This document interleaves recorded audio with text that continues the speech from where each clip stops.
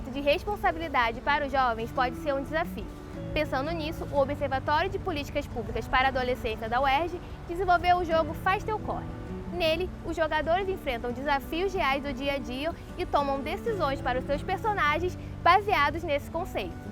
O pano de fundo do jogo é a gente passar para esse adolescente a noção de escolha, né? E que ele se qualifique como cidadão para fazer as melhores escolhas de acordo com os seus direitos. Então, é diferente você falar com o adolescente sobre responsabilidade, cumprimento de horários, a importância de se colocar nesse lugar de estudante, de aluno e cumprir suas responsabilidades dentro de uma linguagem hierarquizada, né? Eu sou professora, estou aqui para dizer que é muito importante que vocês cheguem na hora na escola. Outra coisa é você conversar sobre isso dentro de um ambiente lúdico, onde ele viu a consequência de não ir ou ele vê a consequência de ir.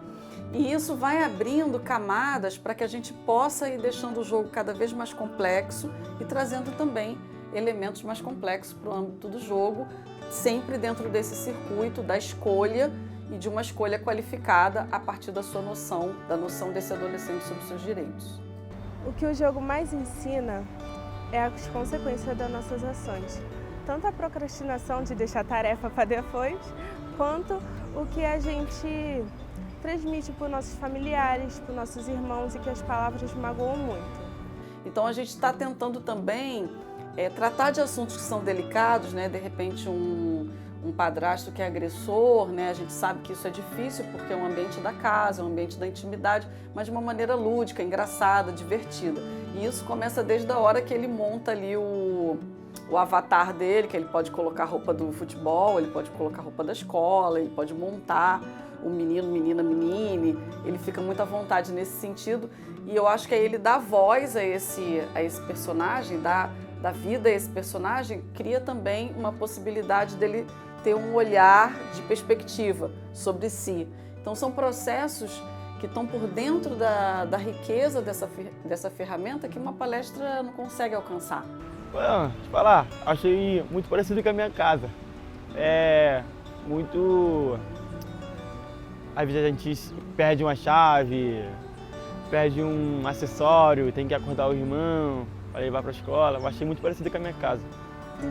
Totalmente representada como uma menina preta em um jogo, por causa que a maioria dos jogos não tem essa representatividade que o nosso jogo traz. Tanto as diversas blusas que a gente tem, que são muito populares entre os jovens, tanto no nosso cabelo afro. A gente já tinha escolhido o jogo justamente por entender que o jogo seria uma possibilidade maior de engajamento desses meninos e meninas naquilo que a gente queria discutir, que era a questão do direito social. Então, assim, chegar com o Estatuto da Criança e do Adolescente para ele, abram na página, seria fácil, mas é aquela coisa que muitas vezes entra por um ouvido e sai pelo outro, porque aquilo é um pouco estranho, é distante, né? É uma lei. Mas se você traz isso para, olha, isso está dentro da sua casa, sabe? Isso está na hora que você bota o pé na rua até a hora que você entra na escola. E como é que você usa esse direito a seu favor? Eu vou falar uma coisa que eu também vi no jogo, que eu gostei muito do jogo, é que normalmente as mães não deixam uma cartinha, né? Esse jogo tem as cartinhas, aí você pensa, vê, aí pensa que você vai fazer primeiro, com calma. Esse jogo tem isso. Aí você tem que. Aí antes de você, tem dois tipos de respostas. Uma com ignorância e outra sem ignorância. Aí se você fazer a com ignorância, você vai perder um ponto. Se você fazer com ignorância, você vai ganhar um ponto. E isso é na vida. Querendo ou não, você tratando de ignorância, você vai perdendo a amizade com a pessoa, o carinho com a pessoa não vai te ver do mesmo jeito. Agora com elegância, com educação, a pessoa vai gostar de você. O que se vê nesta escola particular na zona norte de São Paulo é muita brincadeira, conversa e atividades. Aqui, nada de celular. Os alunos são incentivados a deixarem os dispositivos eletrônicos de lado para se dedicar às atividades como yoga, capoeira, trabalhos manuais na horta e pintura. Essas práticas desenvolvem uma experiência mais próxima à essência da infância, com foco no brincar e na interação com o ambiente, que, por sinal, é muito interativo. Então, quando uma escola tem essa preocupação, ela abre tempo, espaço, materiais que essas crianças possam de fato interagir e brincar. Então, como eles têm muito tempo para fazer isso aqui, possibilidade, porque a gente dá essa possibilidade para eles, a necessidade do celular ele acaba não acontecendo. Então, a infância, ela é vivida, não é que ela é prolongada, ela é vivida de fato no tempo que ela tem que ser vivida, que é durante a infância.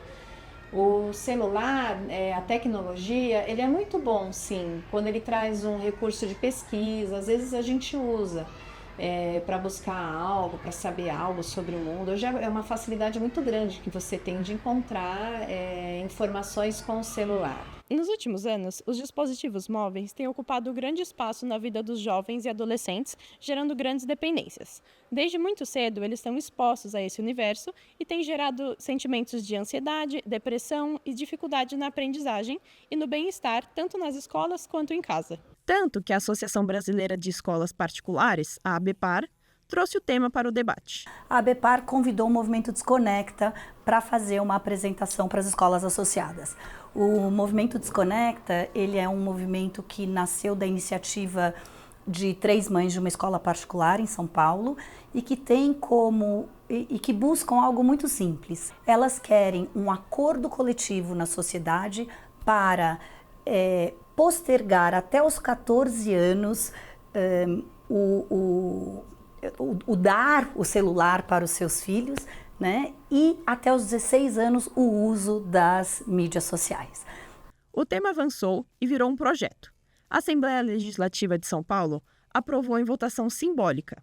O texto proíbe o uso de qualquer aparelho eletrônico com acesso à internet, celulares, tablets e relógios durante todo o período que a criança ficar na escola. Vale para todo mundo, rede pública ou particular.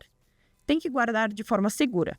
As exceções são para necessidades pedagógicas ou para alunos que tenham deficiência e precisam da tecnologia. Em todo o país, existem projetos proibindo o uso de celulares.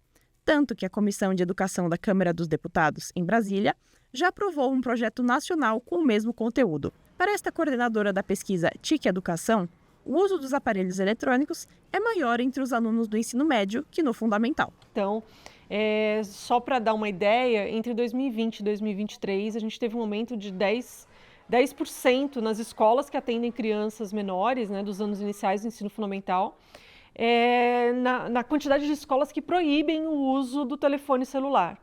E também uma diminuição de 10% também nas escolas que liberam o uso em determinados espaços horários. Então, as restrições estão ficando mais rígidas. Os educadores têm tido uma percepção maior, uma percepção crítica em relação às tecnologias, de que talvez elas possam impactar a aprendizagem, de que elas podem atrapalhar os estudantes, né, durante as atividades na escola. Essa escola na Vila Mariana, Zona Sul de São Paulo, atende desde o infantil até o ensino médio. Os professores perceberam que com a chegada dos celulares, a ansiedade aumentou e o jeito foi negociar. Por isso que a gente insiste que o celular fique fechado, trancado ali na mala.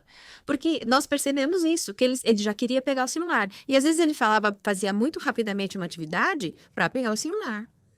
Ele faz de qualquer jeito, ele não presta atenção. Então, isso tem um impacto na aprendizagem. Então, a ansiedade aumentou muito. E os estudos falam isso. E o rendimento dele, obviamente, cai, porque a atenção é dividida. E a atenção dividida, ela realmente não é consolidada. A aprendizagem não é consolidada. Então, nós percebemos isso e foi com esses acordos que a gente tem conseguido realmente introduzir nos alunos essa responsabilidade. Pode ser que eles... porque cada geração é uma geração, cada ano é um ano, né? O ano que vem eles chegam diferentes e a gente tem que modificar isso. Os estudos realizados na Univasf comprovam que o licuri é uma palmeira rica em nutrientes, com propriedades cicatrizantes, antibacterianas e antifúngicas.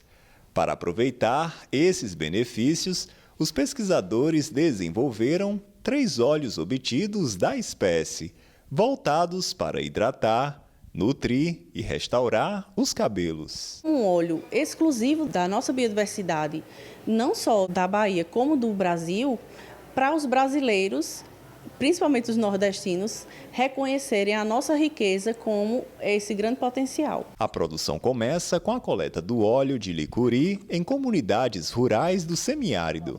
Os pesquisadores levam a substância ao Laboratório de Bioquímica da Univasf, em Petrolina, no sertão de Pernambuco, onde são feitos testes para garantir a segurança, eficácia e viabilidade como cosmético.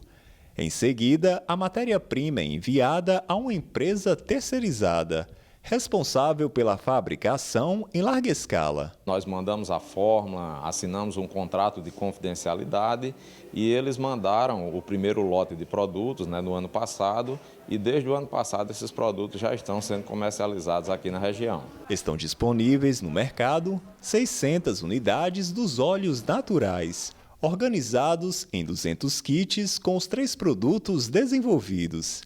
Leidivane é especialista na área capilar. Ela iniciou os testes dos cosméticos com as clientes este ano. É um incentivo a mais para as nossas clientes escolherem isso como opção para nossos tratamentos. São muitos benefícios para o couro cabeludo e para os fios. O resultado eu já observei, já desde a primeira aplicação, a maciez no cabelo, a textura mudou bastante, além do brilho que eu tive como resultado. O trabalho é realizado pela startup Opara, uma empresa que investe em pesquisas focadas em soluções naturais e integra a incubadora tecnológica da Univasf. A iniciativa envolve estudantes e professores do curso de farmácia da instituição. Os produtos desenvolvidos receberam a aprovação da Agência Nacional de Vigilância Sanitária, a Anvisa. Os pesquisadores já estão criando também itens odontológicos, como cremes, gel e enxaguante bucal, utilizando o óleo do licuri. O público pode adquirir os óleos já lançados pelo perfil no Instagram, @opara.produtosnaturais. Venha participar do Giro Universidades. É super fácil. Basta acessar futura.frm.org.br/envie seu projeto e mandar o conteúdo jornalístico da sua turma para a gente avaliar. Combinado? Até o próximo Giro!